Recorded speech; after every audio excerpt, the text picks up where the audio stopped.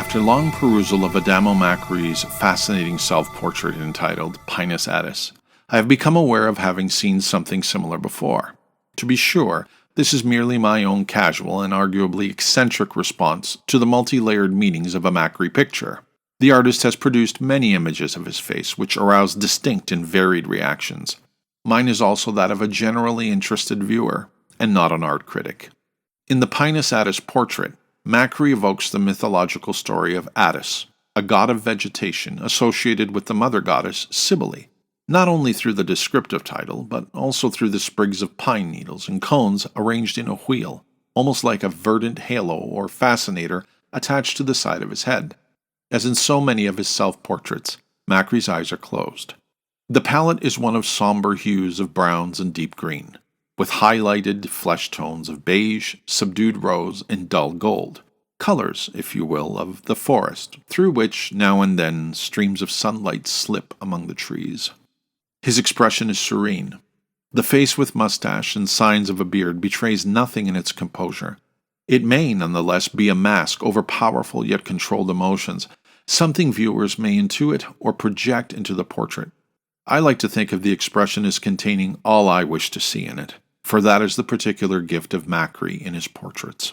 He allows us to complete the image, as it were, with our own emotions, fantasies, and cultural histories, so that his portrait, like all great self-portraits, also becomes an aspect of our own autobiography.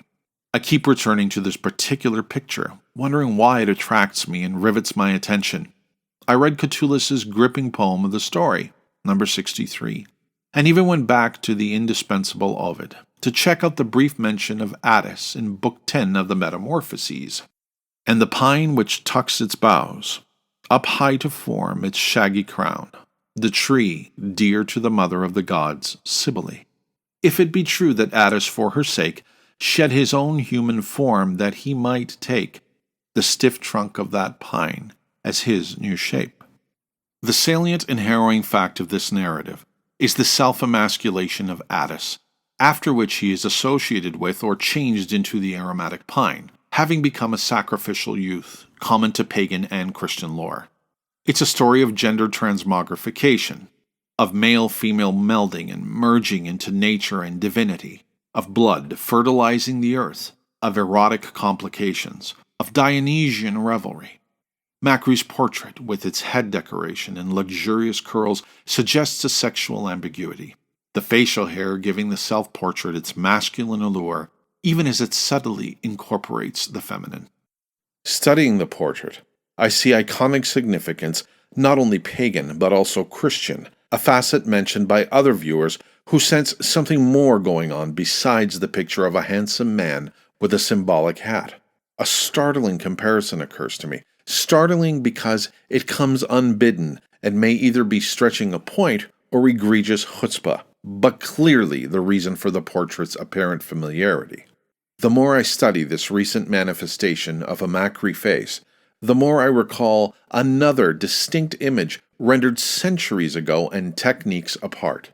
Out of the treasure chest of cultural memories from the warehouse of images we all carry with us, one other self-portrait presents itself and asks to be looked at again.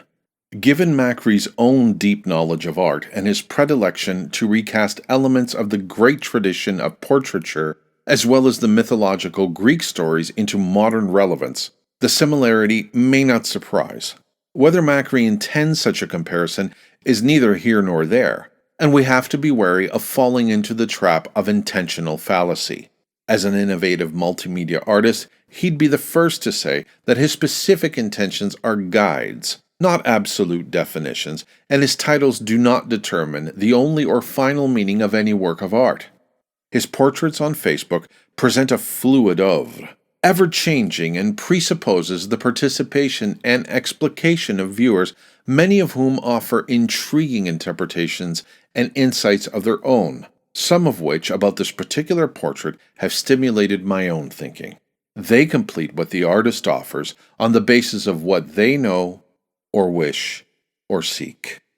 And so I speak of Albrecht Dürer's self-portrait at 28 years, painted in 1500, the one wherein he's wearing a fur-colored coat and a hand held in front of his chest, like a blessing. It doesn't matter to me if Macri had Dürer's painting on wood in mind when he created his Pinus Attis portrait. Offering directions and a large field of interpretation, this artist of rich and varied imagination provokes, engages, and presents himself in a multiplicity of views which modern technology enables him to do. The religious iconography or conventions of Dürer's portrait are the stuff of art criticism and history, and need not be repeated here. Suffice it to say that most commentators speak of the portrait's affinities with traditional images of Christ and various aspects of the religious art of the early Renaissance.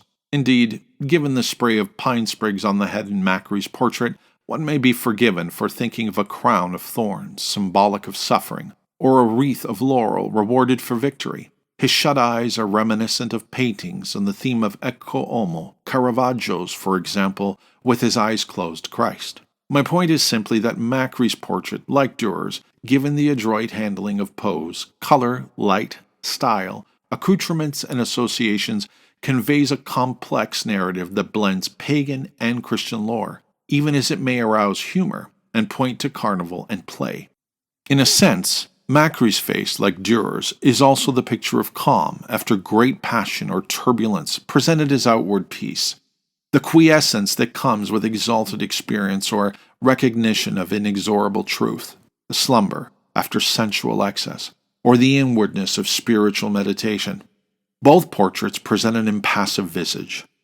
Dürer's eyes open, but revealing as little and containing as much as Macri's closed eyes. I am reminded of Emily Dickinson's superb verse, "After great pain, a formal feeling comes." Dürer's curled hair is similar to Macri's, and the central cone in this spray of pine sprigs is similar in color and texture to Dürer's locks. Brown hues are predominant in both portraits, the background dark. The Christ-like associations are evident in the utter quasi-mystical aura in both works as well. To be sure, Macri deliberately draws our attention to pagan or pre-Christian motifs in the sexual pun of the title, but adding another dimension to a work does not invalidate the other elements. Unlike Dürer, Macri does not present his hands in any kind of symbolic motion. He appears to be naked, in counter-distinction to Dürer's enfolding robes, and therefore stepping out of his previous self and exposing a new identity. The nakedness, aside from erotic intimations, a possible metaphor of birth and change.